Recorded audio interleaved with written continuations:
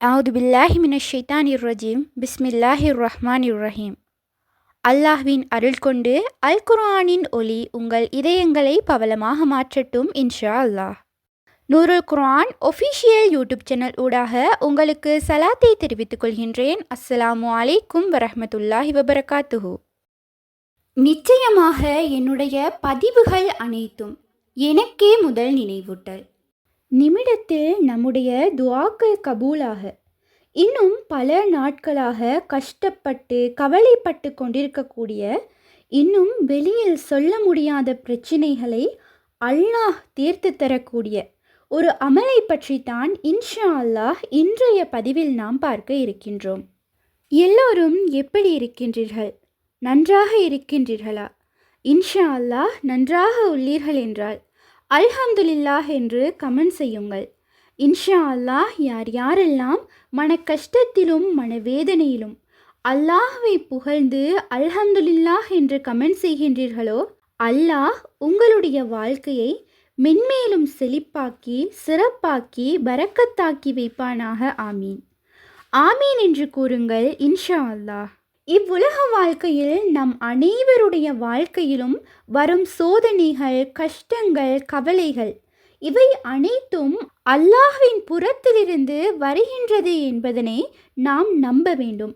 இவ்வாறு பிரச்சனைகளை கொடுக்க தெரிந்த அல்லாஹ்வுக்கு அதற்கான தீர்வையும் கொடுக்க தெரியும் என்பதனை கண்டிப்பாக நம்பக்கூடியவர்களாக இருக்க வேண்டும். பிரச்சனைகள் மட்டுமே எம்முடைய வாழ்க்கையாக இருந்து விடாது. அல்லாஹ் நம்மை சோதிப்பதே எம்மை அவன் பக்கம் நெருங்கச் செய்வதற்காகத்தான். ஆகவே சோதனைகள் வரும்போது மனம் தளராமல் அல்லாஹ்விடம் நெருங்க வேண்டும். அல்லாஹ் சூரா அத்தியாயம் 94 இவ்வாறு கூறுகின்றான். ஃபைன்ன மகள் உஸ்ரி உஸ்ரா இன்னமால் உஸ்ரி உஸ்ரா. நிச்சயமாக துன்பத்துடன் இன்பம் இருக்கின்றது, உண்மையாகவே துன்பத்துடன் நன்மையும் இருக்கின்றது. அதாவது இன்று நீங்கள் துன்பத்தில் இருக்கலாம், ஆனால் அதற்கு பின் இனிய காலம் வரும் என்று உறுதியாக கூறும் ஒரு வசனம். ஆகவே சோதனைகள் மனிதனாக பிறந்த ஒவ்வொருவருடைய வாழ்க்கையிலும் இருக்கின்றது. ஒரு மனிதனுடைய வாழ்க்கையில் எந்த நேரத்திலும் துன்பத்தை சந்திக்கலாம், ஆனால் அதற்கு பிறகு நிச்சயமாக இன்பம் இருக்கும். அல்லாஹ் துன்பத்துடன் நன்மையை சேர்த்துள்ளான்.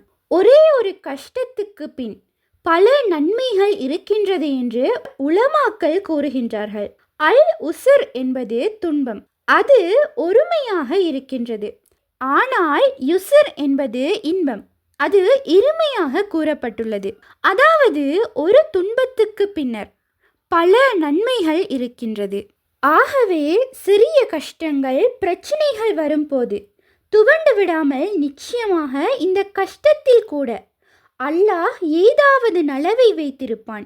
நிச்சயமாக இந்த கஷ்டம் தீர்ந்து நமக்கு ஒரு நாள் மகிழ்ச்சி கிடைக்கும் என்ற நம்பிக்கையில் அல்லாஹ்வின் மீது முழு நம்பிக்கை வைத்து ஈமானுடன் ஒவ்வொரு அமலையும் நீங்கள் தொடர்ச்சியாக செய்து பாருங்கள்.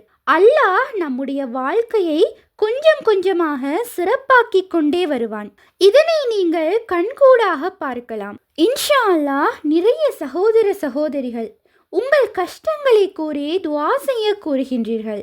இன்ஷா அல்லாஹ் எனக்கு எவ்வாறு நான் துஆ கேட்பேனோ அதே போலவே என்னுடைய துஆவில் உங்களையும் நான் சேர்த்துக் கொள்கின்றேன் இன்ஷா அல்லாஹ். கவலைப்படாதீர்கள், நம்பிக்கையுடன் இந்த ஒரு அமலை செய்யுங்கள். இந்த ஒரு அமல் மிக மிக பவர்ஃபுல்லான ஒரு அமல், நம் அனைவராலும் செய்ய முடியுமான ஒரு அமல். இன்ஷா அல்லாஹ் மஹ்ரிபை தொழுதுவிட்டு ஃபஜ்ரில் செய்வது மிக மிக சிறப்பான ஒரு விடயம். அது கிடைக்கவில்லை என்று கூறுபவர்கள் மஹ்ரிப் தொழுகையை தொழுதுவிட்டு இந்த அமலை செய்யுங்கள். அல்லாஹ் நாம் நினைக்கக்கூடிய விடயங்களை, எதிர்பார்த்து கொண்டிருக்கக்கூடிய எல்லா விடயங்களையும் நமக்கு சிறப்பாக்கி பரக்கத்தாக்கி வைப்பான். இதில் எந்த ஒரு சந்தேகமும் கிடையாது. ஏனென்றால் அல்லாஹ்வை நாம் நெருங்குகின்றோம். எதை கொண்டு என்றால் அமல்களின் மூலம் நெருங்குகின்றோம். அமல்கள் என்று கூறும்போது திக்ரின் மூலம், அல் குர்ஆன் வசனங்கள் ஓதுவதன் மூலம், தொழுவதன் மூலம், இப்படியாக தொழுகையை கொண்டு இவ்வாறான அமலை கொண்டும் நாம் நெருங்கும் போது அல்லாஹ் நிச்சயமாக எம்மை பாதுகாப்பான். நாம் அவனிடம் ஏந்தும் கைகளை அல்லாஹ் நிச்சயமாக வெறும் கைகளாக அனுப்ப மாட்டான், நிரப்பமாக்கி கொடுப்பான். இன்ஷா அல்லாஹ் கடன் பிரச்சினைகள், திருமண தடைகள், வியாபாரம், தொழிலில் பரக்கத் வேண்டும், மேலும் குழந்தை பாக்கியம் பெற வேண்டும், குடும்பத்தில் அன்பு அதிகரிக்க, பிரச்சினைகள் இல்லாத ஒரு வாழ்க்கைக்காக, மேலும் அவசர தேவையாகவோ அல்லது சிறிய பெரிய தேவையாகவோ இருந்தாலும், உங்களுடைய நோக்கம் என்னவாக இருந்தாலும் இன்ஷா அல்லாஹ் இந்த ஒரு அமலை நியத்து வைத்து செய்யுங்கள். யா அல்லாஹ், நான் உன்னைத்தான் நம்பியிருக்கின்றேன், இது எனது தேவை, எனக்கு இதை கொடு என்று அடம் பிடித்து கேளுங்கள். அவன் எம்முடைய ரப்பு, எம் தேவைகள் அனைத்தையும் கேட்பதற்கு பொருத்தமானவன் அவன் மட்டுமே. எம் தேவைகளை அவனிடம் அடம் பிடித்து கேட்க வேண்டும்.